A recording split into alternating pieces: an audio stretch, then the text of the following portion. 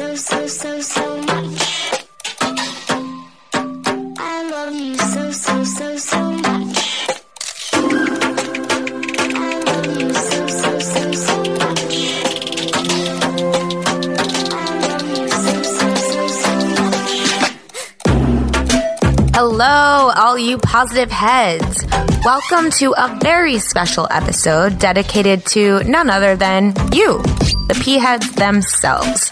I am your pea head enthusiast and hostess for the day, Alexa Hauser. I have been blessed to have the experience of helping out with Positive Head's social media for the better part of a year. And through my digital interactions, I began to realize, as did Brandon, that we have some incredible beings listening to this show who are taking the information that Brandon puts out through the podcast and using it to transform their lives and create wonderful things. You listeners are all a huge, huge part of the life force that propels this show forward through time and space, and we think it's time to bring forth some of you beautiful reflections and delve a little deeper into this collection of energy that is the Positive Head community.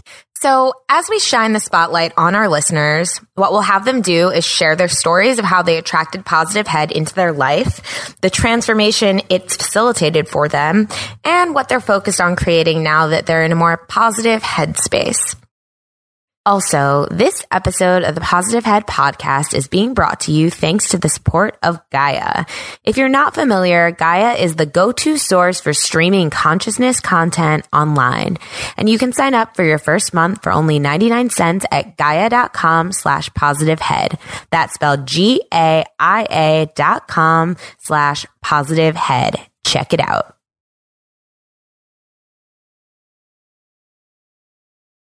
Yeah. Sure.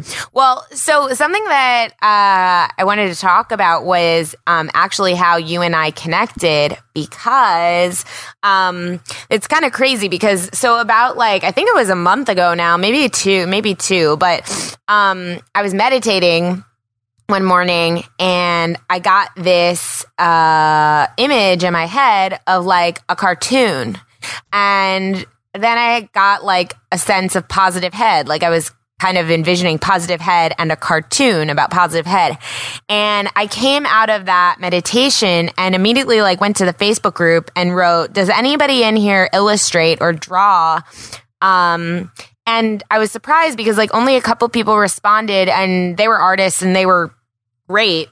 But it was I had this specific idea in my head of something that I saw, and I was pretty sure that somebody in the group would satisfy that image. And then a few days went by and no one else commented on it. And all of a sudden, then a few days later, suddenly, I don't know how you got connected to that post, or I don't know if someone else tagged you or you just saw it, but suddenly you were oh yeah, hey, I'm here. Sorry, I missed this. Yeah, I am. And I do. And I looked at your stuff, and not only did I realize, first of all, that you and your style was exactly what I had imagined in my head when I was meditating. But also, I realized that, I did social media for Positive Head for a little while before Mike took over, and I had posted some of your pieces, which I had no idea that you were actually in the group and a listener, and I was just finding this stuff randomly online. And so I was whoa. So we got on the phone, and as soon as we got on the phone, it was oh, this is magic, because this guy's personality is off the charts awesome. And yes. That's what I just do. I just chime in every now and then when you say something good. I go, yes. Yay.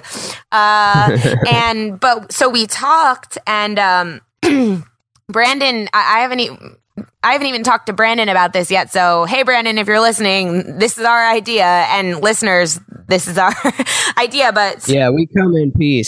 Which actually, I don't really remember how it went down, but I might have seen the post and not said anything about it, because I've got not not in a terrible bad way, but maybe in a way that we all do. But I've got that voice in my head and the low self-esteem thing. They probably don't want me. They probably want something different. So I don't even try. I do try a lot, but I swing back and forth between it. And I think a lot of the listeners in this group, I don't think we end up at Positive Head Podcast if your life is going super great. I think you need to be experiencing some heavy contrast to get involved with Ram Dass or Positive Head Podcast or Eckhart Tolle. And we see it in the post. It's like not very often. It's like, hey guys, everything's going great. It's very often like, hey friends, hey P-Head family. I just wanted to let you know I love you and I could use a little bit of extra love and light this weekend. It's getting pretty dark in here. If you could give me some light, that'd be great. And I think that's helped form it. Like we wouldn't have all come together had there not been bad things going on in our lives and stuff. But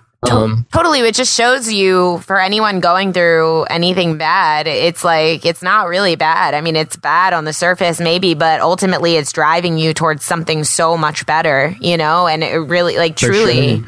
So, but yeah, every moment cannot be like, each individual moment can't be bad. Like if you slice it thin enough, even if you're being surgeried on, not that I can speak to it to that level, but like if you just divide the moment into as small of granularity at all, it's just like, oh, it's cool. It's just a big configuration of atoms and electric fields. It's cool. But when we start digesting like, oh man, this whole week is going to be bad because of this and this and this, then when you're trying to ingest a whole week into one moment, then you can make it this whole fear circus. But if you're just like this moment, this moment, this moment, fear this moment, circus. Wow, what a term. I love that. It's a circus. There's so many shows going on, so many things demanding your attention, so many carnies trying to, no offense to, or whatever, I'll offend some people. I'll just pick carnies as one of them. Carnies trying to take your money or something. But they're good too. Their souls playing out through this. Did you ever hear, who was it? I think it was Aubrey Marcus, who's the On It guy and affiliated with he's his own person, not just Joe Rogan, but I think he's of the Joe Rogan family of people. But basically, he's really big into ayahuasca and, he's warrior poet and tells these stories. And he had some story of his last ayahuasca journey of seeing the face of I guess, darkness, of resistance, of whatever you want to call that, the devil, I saw this down. Yeah. I think I saw this exact clip.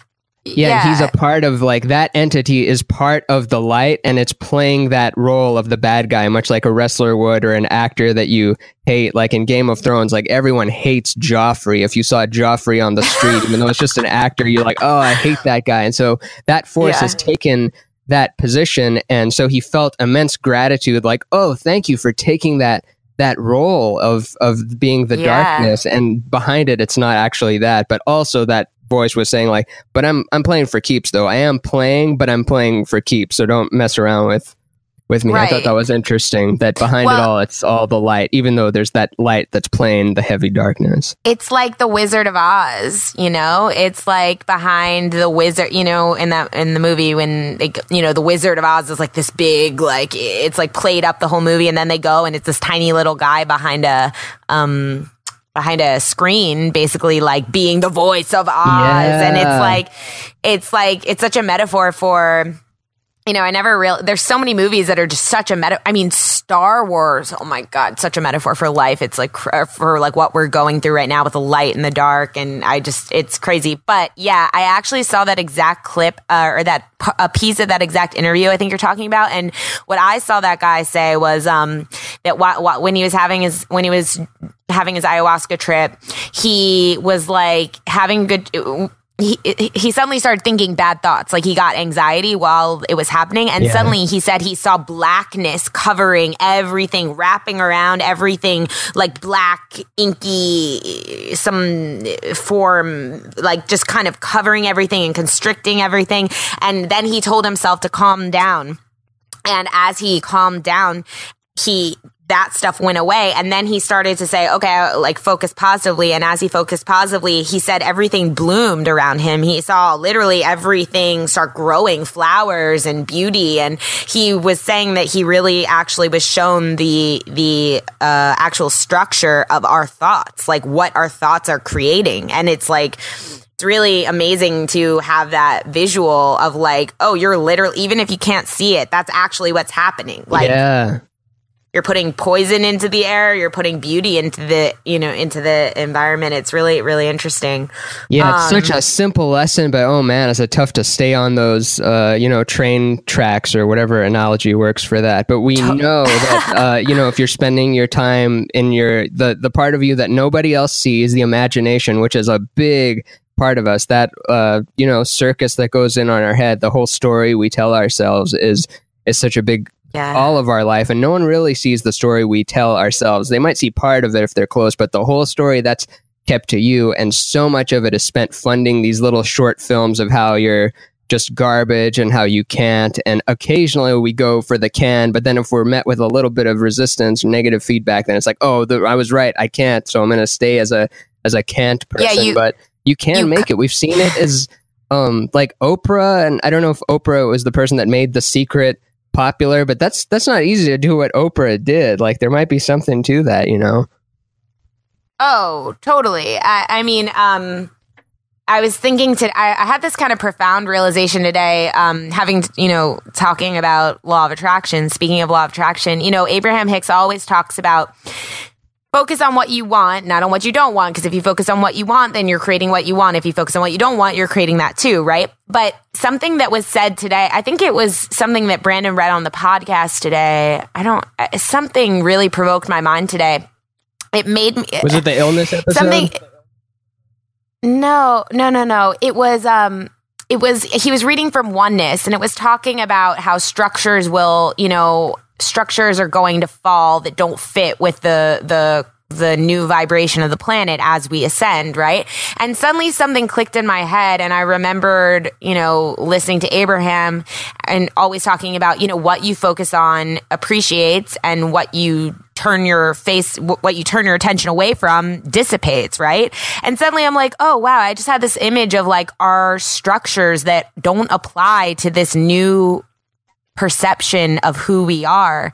These rigid, old, dark structures like the government and the money system and all this stuff that is such an old perspective based in fear, right? I realize I'm like, it's so simple, like you're saying, but it's like, if we just don't give that any more energy, it literally will crumble because it doesn't apply here anymore. Yeah. Like, it literally will disintegrate because whatever we give our attention to, it gives it more life. And I know it just sounds like I'm repeating what Abraham's always saying, but for some reason it became so literal to me today. I was like, just don't think about it anymore. There's no reason to, just think about what's coming, and that will be that will be propelled. Whereas if I turn, I was going to say that there oftentimes in meditation you hear that it's about trying to make your thoughts stop or making the mind stop. And to visit the great Sadhguru again,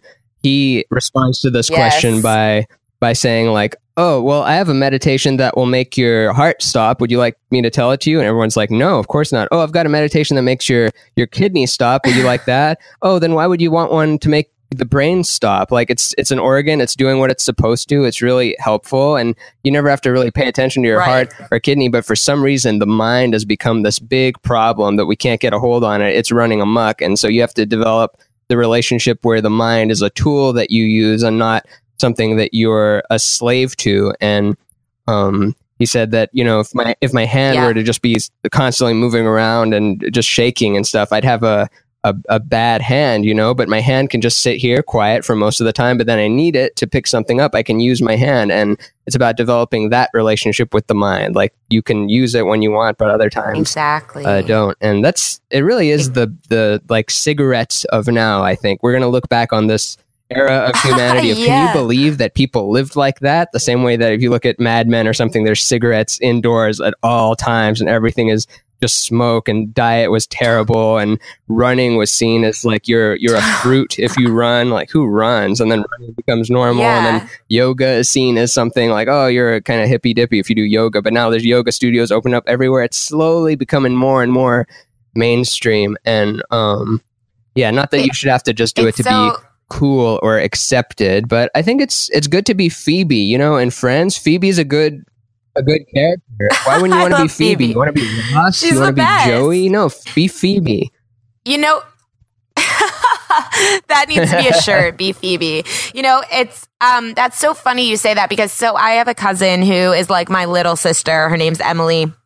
And she's 6 years younger than me. And the funny thing about her is she like came into this world a spiritual being. Like she came into this world as like when she was like I haven't met him yet, but you know, he shares this stuff, so I think it's okay to a certain level. Like, don't go. Does he? I've only seen him on if you Instagram. See Brandon and his family outside, he's a cutie. You know, you don't have to go being annoying or something like that. But just, I'm fascinated with this character who is like, "Hello, I'm Bradley. Nice to meet you." When he's like 6 months old, and it's like, "Oh, would you like some?" Yeah, it's Brandon's little offspring. Yeah, no, it's the way he talks about him as well, totally. But yeah, Emily was always like really into all of this stuff way before I was into it. Like I'm talking like 20 something years when she was like a little, you know, whatever. She was would you scoff whatever. At she was it, or way were you into this accepting stuff. Always, because I used to scoff at it a little bit. No, I'll admit it. Like when something became a little too woo, I'd be like, "Oh yeah, come on, it's not that woo." Oh, totally. But I don't even think I had the presence of mind to like scoff at it. I was just kind of like, I just kind of ignored it. Like even when she would bring things up, I would just kind of be like, it just didn't register with me at all. It wasn't on my wavelength. I like couldn't hear it type of thing. What are some examples of what she was into? Or what she understood? Like she was always into Gabrielle Bernstein, she was always in. Well, she was into Oprah and all Oprah's like super soul stuff, like when she was 12 or 11. I mean, she was always like that's super young. She was always like reading all that stuff and like into that stuff when she was like that age. And so then as she's grown up, and the other thing is she's been really like she's kind of like tuned out a little bit to like this world, you know. She's always kind of like in her own world, and over time, slowly, after going through school and college, and now she's in a traditional job. Actually, she works at the company my boyfriend works for. It's very corporate, and over time she's slowly kind of tuned into this 3D world. And what I've come to realize is I've been like tuning out, meaning tuning more into myself. Yeah. And now I've always judged her, like, where are you? Like, what are you thinking about? Like, how do you not know this movie? How do you not know these things that we all know? Yeah. And she's like, oh, I don't know. And I realize now, whenever things came up that weren't good vibes, she literally was like, bye, and she tuned out and she was in her own world. And now it's so interesting because she's been trained slowly to tune into this world, and I've been tuning out of this world and back towards myself. So it's been this really interesting dynamic. And anyway, it just reminded me of Phoebe, like you were talking about. Like, I realized, I'm like, I should have been listening to you the whole time. You were setting the example. I should have really been like following you. Like, you know, everyone's got a piece of it. You gain more if you just take in that everyone could be offering you something very important, and not even about like, what can I get from this person? But yeah, if you actually listen, you'll find out some really interesting stuff rather than thinking about what you're going to say. A lot of people with social anxiety, they approach going out thinking like, oh no, what am I going to say when I get there? What am I going to do? And that's just the worst way you can think about it. Don't think about what you're going to say. Just be there and listen, and people are going to like you more, and you'll learn more about them. They'll ask you questions that then you can respond to easily in that moment, rather than thinking of a perfect script of how a perfect social interaction can play out over the course of whatever evening you're going into. Because I had massive social anxiety, and that's the truest thing ever. Every time I would play, I would like pre-plan it in my head, and then I would actually say those things or whatever. It turned out horribly. It was like dead air. It's like, and that's, you're like a perfect example of, you're just kind of like flowing it, right? Like you're just kind of, every time I talk to you, you're just kind of like, broadcasting, like you're just kind of feeling it and putting it out like naturally, like what you're feeling, you're radiating it out. Thank you.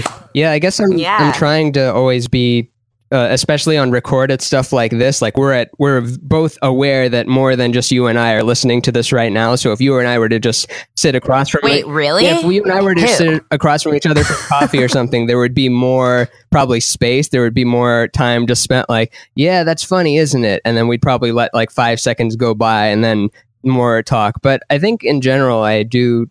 I'm more of a talk. See, I just lost it there. As I was thinking about what the thing I am, I can't do it. I have to just let it be inside of the thing.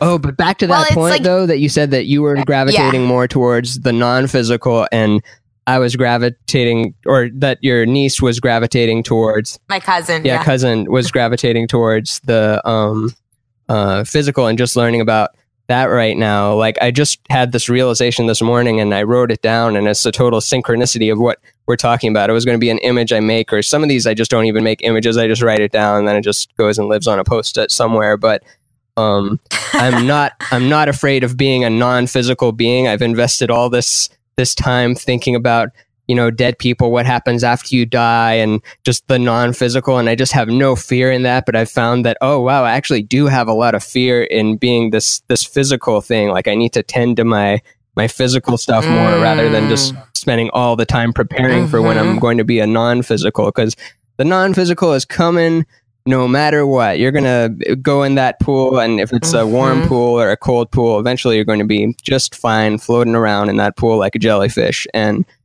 before then, you have to make sure that, you pay for the ticket into the rec center pool. Some of these analogies aren't good, but some of them will be good as it goes along. Yeah. Well, 3D is being here in your physical body is more of a scary thing, because it's so tangible and it's so dense here, and everything is felt so deeply, and our thoughts really do create reality. And as we were talking about, we're becoming aware of the fact that we have some trouble controlling our thoughts. Not saying that we're not getting better. We totally are. And I think, we, all of us listening, are on the leading edge of that. But, it's a practice, and we're getting better at it. And that's, I think, why it's a little scarier, because you already know that when your non-physical self is perfection and beauty and is pure light. And so it's the process of bringing that light and that understanding that we are pure light here into the physical, and living here in the physical, knowing that we're pure light. Because when we do that, that's when we are going to be living heaven on earth, literally. Yeah. And it's already all here. We're not tuned into it yet, but much like with the song that you can pick up on the radio is always playing on that channel, it's just about tuning into it. And are you familiar with Victor Wooten, the bass player who has the book called The Music Lesson, A Spiritual Guide to Music? So he offers some really good insights into understanding music and how it relates to life. And the point that I'm thinking about right here is there's only 12 notes. And of those 12 notes, like, when you look at a piano, you have 7 white keys. You have 7... Yeah, you have 7 white keys, and you have 5 black keys before it's the next octave. You're familiar with that, right? You work with music, all those things. Yes, okay, yes, good. I played piano. And of any key signature, there's going to be, if you guess, there's 7 out of 12 notes that are going to be right, and there's going to be 5 that are wrong in that key signature. So if you guess the note, if you're improvising, and if you just guess it, you're more likely to get it right than you are to get it wrong.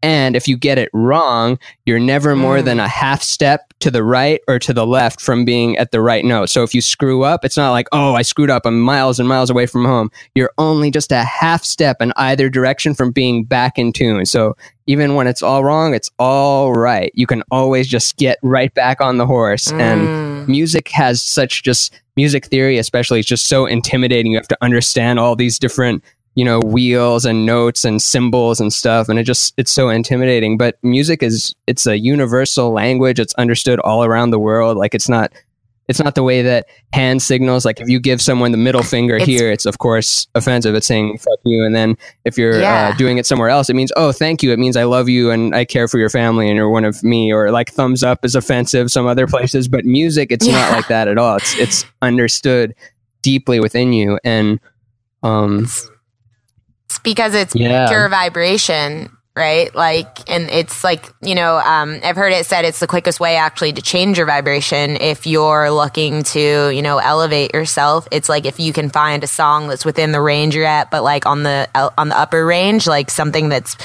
why, when you go to see a DJ, or back in the day at least, when I used to go see DJs, and I managed DJs.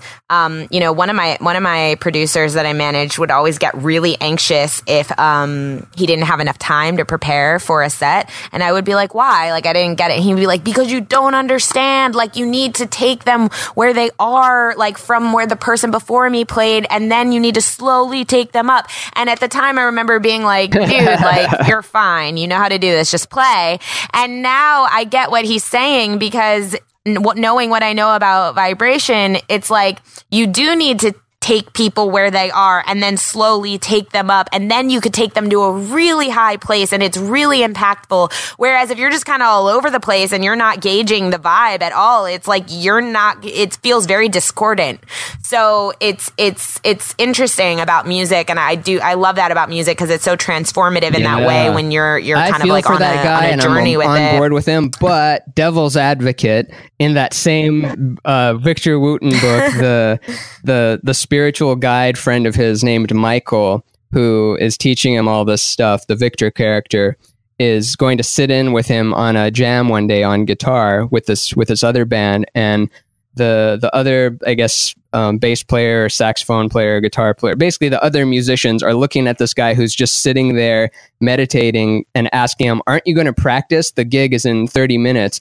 And then he just looks at them and says, like, you need to practice because you only play with your fingers. I play with my whole being, and every single moment up to this point is a preparation for the next one. And he goes on to just completely blow everyone away and be in complete sync with it. And then they apologize for having criticized his method. But everyone's got a method. Like, didn't Maya Angelou need to go into a motel or hotel room and have no phone or anything and just lock all the doors and be by herself? Like, we develop these weird quirks to tune back into what source is. So it's whatever you believe, it's whatever everyone has their own process, because it's whatever they believe gets them into the zone, right? And it's like but just what you were talking about reminds me of, the band Fish, like PH.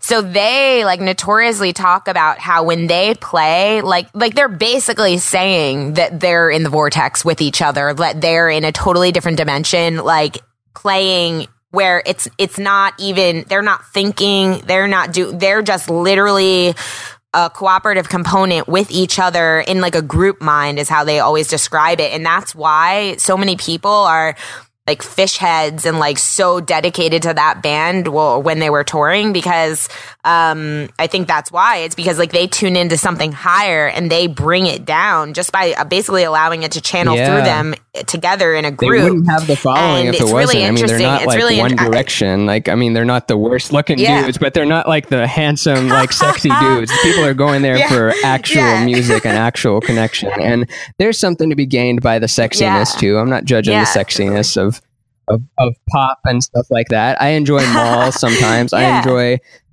sitting in the woods with a fire and having no capitalism kind of stuff going on. I enjoy also going to the big capitalism monolith place and just seeing that. Yeah. Well, I just realized we never even finished our idea. Oh yeah, so the book, what we both are talking about, and you interrupt me if you want. I'm getting this wrong, but just there's so much good information that's been in the podcast over these last few years. And when did it start? Has it been going 4 years? 4 years? We can go look. I think it's 4 years. The way I'm not the actually game positive, works but and I how think 4 years. Brandon's gamified it, which is just like spin it like a Price is Right wheel, and then just stop at whatever episode that you want to pick. Like you're picking a card, and then if you play that, it's going to be resonating with you on something very specific to you in this moment of your life. It's going to be like a synchronicity that you make, and to make a book version of that where you can do it not just in the audio form, but you can have visuals to take it in, because that's a quicker path to the audio. Audio is really good because then you can do other stuff while you're doing it. But if you're just trying to get out of bed and you need that one little boost that you flip to, it's something that you can understand immediately. And and something tangible that you can have. Like we have this idea for like these physical books, Ramin, like he said, he has his own publishing company and he's put out several of these books already. And, he and I have already discussed like several kind of different ideas for types of books, and different themes of books and even utilizing these books to, we had this one idea about utilizing this book to kind of jump your vibration. So you pick up on the book kind of at whatever vibrational level you're at, and it'll be this ascending, vibrational story type of thing. It can kind of guide you through raising your vibration, or, like he's saying, taking like the ideas that Brandon shares and taking and just putting them into kind of a visual format, so that, we can take these ideas with us, we can give them as gifts to people. And so I think, if you guys, Ramin, what's your Instagram again? It's at Ramin Nazer. Is that right? So correct. Yeah. Yep. RAMIN. Yeah. So if you're listening to this right now, go check out his Instagram where he posts these amazing, images, like little quotes and things that he puts into these really cool images. And he also makes really awesome animations. And check it out. And after you listen to this, let us know in the Facebook group if you think that's a good idea or if you have ideas. Because I initially, like when I came to this in meditation, I was like, oh, this can be a collaborative project with all the positive heads, like with all the P heads, like we can all contribute to this in some way with our ideas and make something physical, like a physical product here. And Brandon, I hope you like this idea because I'm putting it out there right now, but I think you will. Oh yeah. And it's whatever, If everyone hates it, if it's not meant to be, it's not meant to be.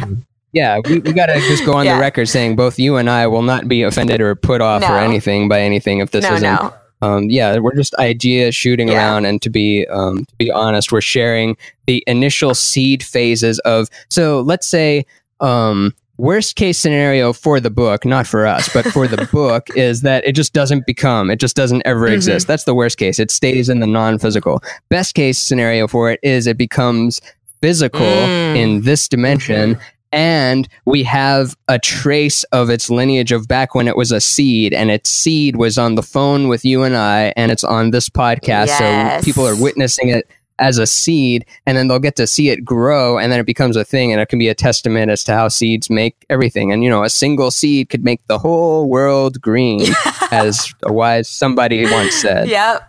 I know you really got to nail it and all the other stuff has to happen too, but really you just need the one seed. You don't even need a whole pack of the seeds. Totally. I mean, it's funny because when I messaged you, you were like, cool.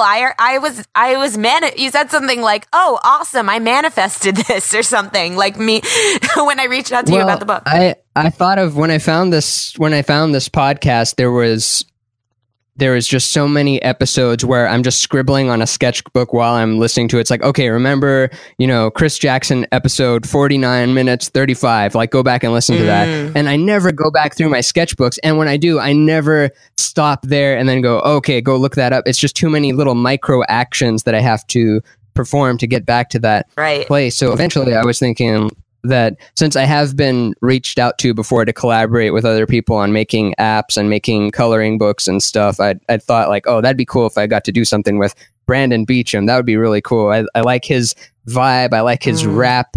I think that we'd do a good thing together. And so that was where I came from when you reached out to me from Positive Ed. I was like, yes, I manifested it. Yeah, I manifested it. I didn't. You did, because I didn't actually reach out. It just happened. Yeah, you did. No, and that was so awesome to hear too. Like it's totally. All of this is just so synchronous and just feels so right. And man, I think you and Brandon have to get in a room together because I feel like you and Brandon would just go on for days and days and days. I really want to have him on my podcast. So putting that out there too, if I haven't put out too much stuff out there already. But this is P-Head Posse. It's all about putting the stuff out there. Hey, P-Head Posse, I hope it's going okay with you today.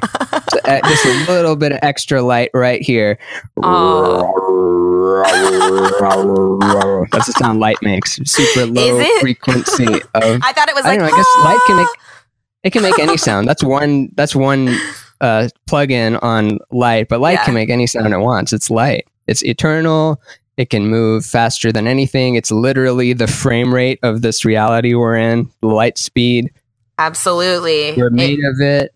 Yep. We figured out how to make it with other stuff around us. We found out how to make it with sticks and with LEDs and by playing with electricity. Isn't it crazy that light is the only thing, like we create light out of nothing. Like there's nothing that, where am I going with this? Just like fire is kind of, fire is kind of actually insane if you think about it. Like we strike two things together and suddenly there's a flame. There's like a whole, it's like a living energy just like is manifested. It's kind of like magic if you think about it. It's really wild. Yeah, after a certain point, after it catches, once it gets going, once that emergent property is there. Did we already talk about emergent properties and how once enough of things come together, like one water molecule, you don't have wetness, but you have a billion water molecules, and then you all of a sudden have wetness and that kind of thing? No. Well, make this. Yeah, let's end on this. This is like go ahead. I'm interested. What I'm thinking with this is, and this might be going back to Bruce Lipton stuff, but how there's 7, maybe there's 8 billion people right now, and you can't make a big whatever thing we're all growing into next with just a few tribes of people. We had to kind of have this overpopulation thing happen before we evolve to that next level of all taking care of each other and being the Earth Gaia consciousness made up of every individual on Earth who gets to retain their individuality. So you're not just becoming part of a mindless Borg blob. You get to keep what it is that is you, but also get to be part of the big whole that takes care of itself. Much like your body takes care of the whole body. If your liver is hurt, like the rest of your body doesn't say, no, this is my wealth, I'm going to keep it for myself. The rest of you comes together to fix the part of you that's broken. And then there's a reserve of energy in your body. So no one gets more than until everyone has what they need. And I know that sounds like a very just socialist rant or type of thing, but it's not about that. It's more about, I guess it kind of is, but it's more about the way things are going and changing and the eternal power of love that takes us to the next level again and again and again and again. And to quote the, what's her name? Esperanza Spalding, there are no perfect amends here. We just get to just keep getting on. One more time. All right, from the start. There are no perfect amends here. We just keep on getting there. Yeah, I sang it really terribly, and I quoted it wrong. But yeah, there are no perfect amends here. You just get to keep on getting there. Does that mean what do you mean by amends? Like, nope. It's never perfect. We're always moving. Nature doesn't stand still. Even when you find something perfect, something else is going to happen. But you can continue to evolve to higher and higher and higher realms of consciousness, and there is no cap on it. You can grow infinitely forever. If you believe that things are finite, then you're always going to look at things as being imperfect. But if you know that things are constantly evolving and that you can constantly ascend to the next level, then it's always perfect all the time. Exactly. Right? Hit the nail on the head. Yes, we did it.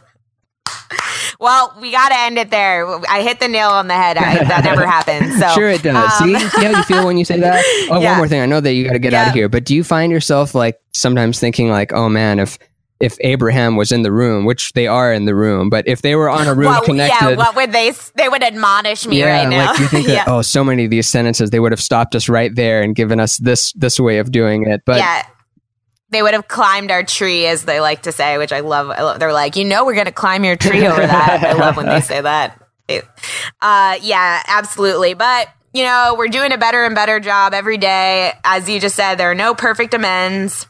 Got to keep on keeping on. I don't know. I didn't say right either. It's telephone. Great. It's a whole new quote now. Ramin, this was amazing. Do you have anything like one of the best conversations ever. I think we should do I'd it more love to, often. yeah. Well, we'll definitely discuss that for sure because we're going to be keeping in touch. But do you have anything else you want to, any websites or anything you want to promote before we, Sure, my get out of here? website is rainbowbrainskull.com, and it's got all my books, all my games, all my cards, and everything that I make art-wise and book-wise, and everything is free too. Like if you want to read the books, I have it all there that you can look at for free. But if you want to own the physical stuff, I sell those on there. And yeah, if you want to support local Awesome. struggling artists out, then you can support me in that way. But also if you don't have the money to spend, it's all there for you to just look at too. And I hope everything is going all right with you, listener, and that today is a good day, and that I provided some kind of good thoughts for you and good things, and that's it. You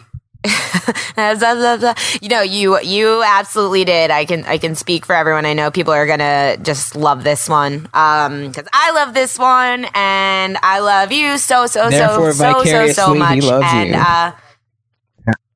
Yes. Thanks, Ramin. Hope you have a too. blessed Thanks again. day. Bye, P-heads. That's it for this week's episode. If you're a listener with a story to share and are interested in being featured on a future episode of this special series, you can email me at alexa@positivehead.com. Also, if you're craving more consciousness elevating content, be sure to check out Gaia, which is the go-to source for streaming consciousness content on the web, where you can stream an incredible 7,000 plus exclusive videos covering 5,000 years of wisdom.